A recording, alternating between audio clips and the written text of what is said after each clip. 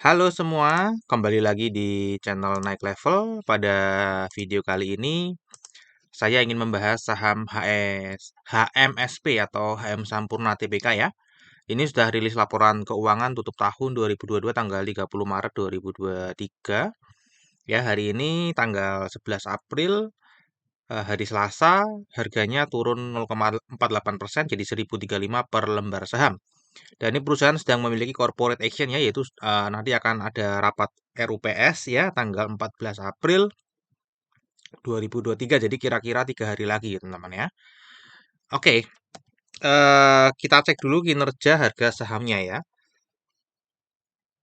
Nah kalau kita lihat ya teman-teman di sini untuk pemegang saham jangka panjang ya 3 tahun, 5 tahun, 10 tahun itu sedang floating minus teman-teman dan floating minusnya cukup dalam, apalagi 5 tahun ini minus 75% ya.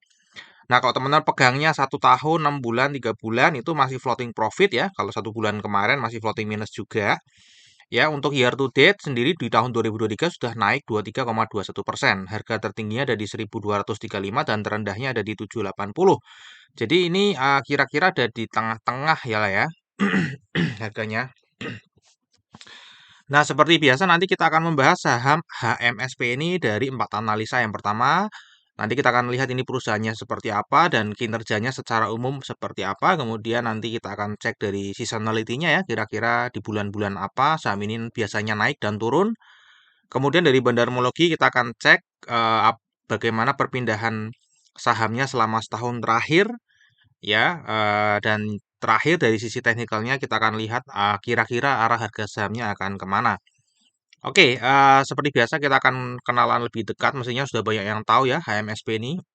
Ini produsen rokok Indonesia, ya, mereknya Email, Sampurna Kretek, Raja Kretek yang di Samsu, ya. Ini terafiliasi dengan PT Philip Morris Indonesia ya teman-teman ya.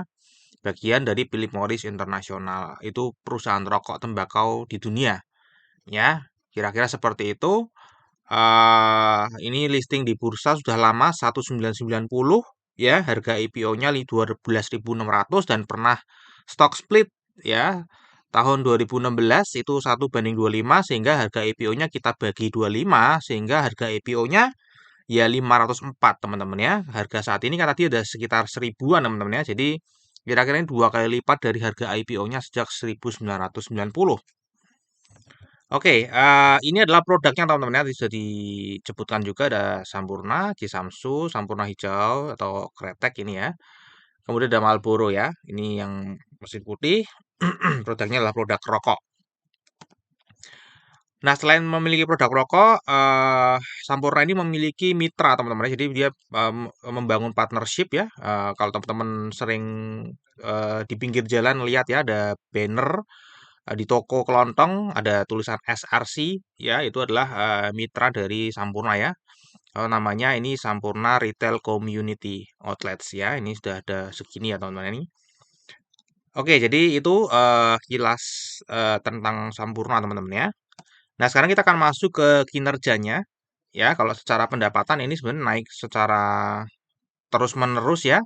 Kecuali COVID turun ya biasa lah ya. Apalagi ini perusahaan rokok, mestinya pada jaga kesehatan, namun ini turunnya nggak terlalu signifikan ya secara pendapatan. Dan ini juga 2022 sudah melewati pendapatan sebelum COVID. Jadi ini sudah pulih teman-teman ya. Kalau bisa dibilang kinerja pendapatannya sudah pulih. Namun laba kotornya memang masih turun ya karena ada kenaikan cukai. Oke, laba usahanya ini juga masih turun, laba bersihnya juga masih turun meskipun pendapatannya sudah membaik. Nah, kalau kita cek dari struktur pendapatannya, di sini kelihatan beban pokok penjualannya meningkat teman-teman ya, sehingga laba kotornya tergerus. Kemudian beban usahanya naik tipis ya, laba usahanya juga tergerus karena beban pokok penjualannya naik. Ya, laba bersihnya ini menurun ya secara persentase yang dulunya double digit ya 12%, 12%, 12%. Mulai COVID ini single digit teman-teman ya 9,3% dan 2021 makin turun, 2022 makin turun ya teman-teman ya secara persentase dari pendapatan. Oke, jadi secara persentase dari pendapatan ini menurun teman-teman ya secara laba bersihnya maupun tadi dari nominalnya ya. Jadi secara nominal maupun prosentasenya sama-sama turun. Nah, ini adalah kinerja jangka pendeknya teman-teman ya, tutup tahun 2022 dibanding tutup tahun 2021 untuk pendapatannya masih naik 12,5%, laba kotornya naik tipis 1,4%, laba usahanya negatif 9,7% dan laba bersihnya negatif 11,4%. Namun secara overall masih profit 6,3 triliun. Ya, secara persentase jangka pendeknya ini beban pokok penjualannya masih naik ya. Kemudian beban usahanya masih stagnan ya, 84 85 di kisaran itu. Laba bersihnya turun teman-teman ya, secara persentase. Oke, sekarang kita akan cek dari sisi valuasinya. Pada saat video ini dibuat, price to book value-nya adalah di 4,27 dan PER-nya di 19,04. Kalau kita bandingkan dengan tahun-tahun sebelumnya, ini memang dibilang lebih rendah ya dibanding tahun-tahun sebelumnya, kecuali tahun 2022 ya. 2022 ini lebih rendah. Ini sudah naik pada saat video ini dibuat ya, sudah jadi 4,27. Ini mungkin sekitar berapa ya ini ya? Di bawah 4,27 yang jelas ya. Kemudian untuk PE ratio juga sama ya, ini masih di bawah rata-rata ya. Ini pernah tinggi sekali, namun sudah di atas dari tahun 2021 dan 2022. Untuk ROE-nya sendiri cukup besar ya, 22,45%, namun kita harus bayarnya di PBV 4,27 ya, sehingga earning yield-nya secara kita itu cuma 5,25%. Jadi secara yield atau tingkat pengembalian dari perusahaan ke pemegang saham yang beli di harga saat ini itu hanya 5,25%. Karena di bawah 10%, saya bisa kategorikan ini valuasinya mahal. Nah, untuk dividen sendiri ini sangat rutin bagi dividen ya, bahkan ini pernah sampai 4 kali bagi dividen dalam setahun ya. Luar biasa sekali ya. Terakhir yieldnya 6,09%. Ya, kalau kita cek di sini dia selalu membagikan hampir 100% ya, bahkan ini pernah lebih, pernah kurang dari laba bersihnya. Jadi boleh dibilang 2022 kemungkinan akan memberikan 100% lagi dari laba bersihnya, karena COVID aja dia baginya 98% teman-teman ya, apalagi saat ini ya. Jadi saya asumsikan ini akan dibagi 54 ya, dibagi harga-harga saat ini ya, yieldnya 5,2% ya, lumayan lah ya. Kemudian kalau kita cek secara seasonality teman-teman ya, kalau kita lihat sejak 2018 ini, ya sejak 2018 memang sudah turun terus harga sahamnya ya, dan baru kali ini, baru tahun 2023 ini dia positif lagi. Ya, setelah turun selama 1, 2, 3, 4, 5 tahun berturut-turut, ini sebelumnya naik 5 tahun berturut-turut, kemudian turun 5 tahun berturut-turut, ya akhirnya 2023 mulai naik lagi teman-teman ya, dan di bulan April ini memang chance untuk naiknya 45%. Ya sebenarnya 50% ya, ini karena 11 ya, 11 plus ini negatif di April 2023 sudah merah jadi 45%. Ya, untuk Mei sendiri nih naiknya cuma 50% juga teman-teman. Jadi ini kesempatan untuk naiknya di dalam 1 bulan kecil-kecil ya, dan lebih parah ini adalah bulan Juni ya. Bulan Juni ini sama sekali nggak pernah naik ya, sama sekali nggak pernah naik ya, dan kemudian Juli, Agustus, September ini kesempatan untuk naiknya juga kecil ya, nanti kesempatan untuk naik lagi di bulan Oktober ya. Jadi seasonality kesempatan memang hanya di bulan Mei, itu pun hanya 50% teman-teman ya. Nah, sekarang kita akan masuk ke bandarmologinya ya. Jadi ini pemegang sahamnya sangat simpel sekali ya, Morris Indonesia, dengan masyarakatnya floatingnya adalah batas minimumnya 7,5%, 8,72 miliar lembar saham. Jumlah pemegang sahamnya ini cukup turun drastis ya, dari 76.000 bulan Oktober menjadi 64.000 ya. Turunnya lumayan ya. Banyak yang keluar exit dari saham ini, investor retail.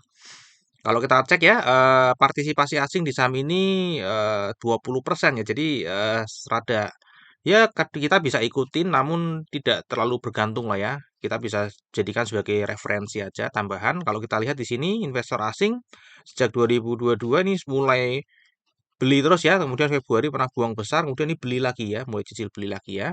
Jadi pengaruhnya terhadap harga hanya 21,35% terhadap pergerakan harga. Oke, tadi secara partisipasi hanya 20% dan secara kepemilikan ternyata juga masih 18,19%. Jadi memang ini tidak terlalu signifikan ya investor asing di sini. Nah, kalau kita cek teman-teman ya, ini totalnya kan yang floating 8,6 miliar lembar saham ya, sama dengan ini ya. Ini 8,7 malah teman-teman ya. Di sini hanya 8,65. Ya, berarti ada beberapa yang sahamnya itu memang nggak scriptless ya, yang floating di masyarakat. eh kalau kita cek di sini ya, yang floating di masyarakat itu, sorry, yang floating di bursa, maksudnya ya, bukan di masyarakat, yang floating di bursa itu lokalnya 81,81% ya. Investor asing hanya 18,19%. Dan namun ini bertambah teman-teman, investor asing ini memang tadi sudah dilihat ya, secara terus-terus mengakumulasi, buang satu kali, tapi ini mulai akumulasi lagi ya teman-teman ya. Kalau kita cek kepemilikan terbesar ya dari lokal itu ada di investor retail lokal ya, investor retail lokal. Ya jadi saya nggak ngerti ya, jauh lebih panjang ke belakang itu harus dicek lagi datanya. Apakah dulu kepemilikan investor retail lokal nggak sebanyak ini ya? Kemungkinan dulu harganya naik tinggi, kemudian mulai dijual di atas ya, investor retail lokal mulai beli banyak, kemudian turun teman-teman ya, harganya turun terus. Dan ini pada cut loss semua teman-teman. Ini investor retail lokal kita pada buang secara teratur ya. Jadi kita sudah cek juga secara jumlah kepemilikannya juga berturun secara drastis. Sorry, jumlah pemegang sahamnya ini jumlah kepemilikannya juga turun setiap bulan secara konsisten. Nah, kalau kita lihat, kalau investor retail yang buang, maka pasti ada yang nampung gitu ya. Yang nampung siapa? Kalau kita lihat di sini reksadana teman-teman ya. Reksadana lokal ini rutin menampung teman-teman ya, rutin membeli dari investor retail lokal yang melakukan penjualan ya. Kita lihat di sini dia hampir separuh lebih menampung dari retail ya. Sisanya ada insurance, ini juga masuk ya. Dia rutin juga naik sama kayak reksadana. Kemudian yang lainnya itu ditampung oleh investor asing kecil-kecil ya. Terpecah nih teman-teman ya. Kalau kita lihat foreign others ini juga konsisten membeli ya. Tadi kita lihat investor asing juga konsisten membeli, kepemilikannya nambah. Ya, jadi ini secara secara kesimpulan ini sedang ada akumulasi teman-teman ya. Sedang ada akumulasi. Oke, tadi dari Maret ke Maret bagaimana dengan tanggal 1 sampai 11 April ini? Kalau kita lihat di grafiknya ya, ternyata ini kelihatan sedang ada distribusi besar ya. Ya, kita lihat di sini di harganya ya. Harganya langsung turun, jebret gitu ya, jebret turun ke sini. Ini langsung buang ya, besar sekali ya. Besar sekali buangannya. Dan yang jelas yang buang ini mestinya bukan investor asing ya, bukan investor asing karena investor asing dari tanggal 1 sampai tanggal 11 dia malah beli. Nah, artinya yang buang adalah investor lokal. Siapakah yang bisa buang barang sebanyak itu dalam waktu singkat? Kemungkinan ini adalah corporate, teman-teman ya. Di sini ada corporate yang juga buang barang ya, selain investor retail lokal. Nggak tahu kalau investor retail lokal ada yang ngamuk ya, buang barangnya secara tiba-tiba, dihajar itu ya, apa, atau perusahaan ini teman-teman juga lagi buang barang nih teman-teman ya, mengurangi kepemilikannya dari 11 ke 8,9. Ya, jadi kira-kira itu ya teman-teman ya. Ini sudah distribusi di April, turun harganya. Kemudian secara teknikal ini apa likuiditasnya 66,3 M per hari, jadi cukup oke. Kalau kita lihat ini sebenarnya kalau lihat dari ini nggak dibilang uptrend juga enggak, dibilang downtrend juga enggak ya. Ini ranging teman-teman ya, ranging dari 780 ke 1170. Ya, ini harganya di sini ranging-ranging aja, mantul-mantul, bolak-balik, nggak jelas mau naik apa mau turun. Nah, bagaimana kira-kira nanti pergerakan harga sahamnya teman-teman? Kalau tadi kita lihat ya, dari fundamentalnya, dari seasonality-nya, dari bandarmologinya yang sedang akumulasi dan April ini sedang distribusi ya, kemungkinan dia akan menurunkan harga sahamnya lagi untuk akumulasi di bawah lagi juga nggak ngerti ya. Kemungkinan harganya akan tetap turun ke bawah teman-teman ya. Jadi apalagi tadi di bulan Mei ya, di bulan Mei kan nggak pernah naik ya sejarahnya ya, sejarah dari seasonality nggak pernah naik. Jadi kemungkinan ya ini akan turun ya. Prediksi saya ini tetap akan turun. Ya, akan turun ke mana ya? Karena ini ranging ya kemungkinan ya turunnya ke paling dalam ada di 780 lagi ya.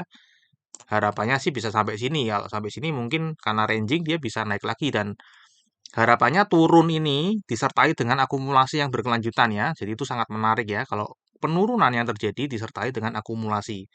Namun kalau penurunannya disertai dengan distribusi lagi ya itu apa ya? Tidak menarik teman-teman ya. Jadi itu kira-kira ya, ini coret-coretan saya secara teknikal arah harga sahamnya akan kemana. Nah, terakhir kita akan bahas risamnya teman-teman ya. Tadi secara fundamental kinerja jangka panjangnya naik ya, kinerja jangka pendeknya naik meskipun tadi profitabilitasnya sedang menurun, namun secara overall kinerjanya sedang naik ya, sudah pulih dari COVID. Valuasi masih terbilang mahal, rutin bagi dividen, nanti forecast-nya 5,2% ya. Seasonality tadi potensi naik di bulan Mei ya meskipun hanya 50 persen, dan setelah Mei itu kemungkinan besarnya akan turun teman-teman ya selama 4 bulan ke depan.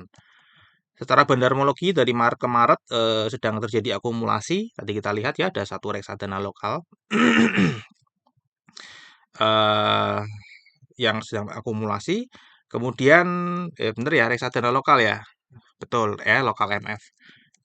Ya, reksadana lokal yang sedang akumulasi 1 sampai 11 April sedang ada yang distribusi secara besar-besaran ya. Jadi tekanan jualnya lebih besar teman-teman ya, lebih kepepet yang jual daripada yang mau beli. Sehingga nanti secara broksumnya kelihatan sedang distribusi, teknikalnya sedang ranging di 780 sampai 1170. Oke, terakhir disclaimer teman-teman ya. Jadi analisa yang saya sampaikan di YouTube ini adalah analisa saya pribadi yang tentu saja juga bisa salah. Jadi teman-teman ini bukan ajakan jual atau beli saham HMSP. Ini hanya ya, sekedar sharing analisa. Silakan teman-teman wajib melakukan analisa sendiri sebelum memutuskan mau menjual atau membeli saham HMSP ya. Mungkin sampai di sini dulu analisa saham HMSP ini. Semoga bisa bermanfaat dan kita akan berjumpa lagi di video yang berikutnya.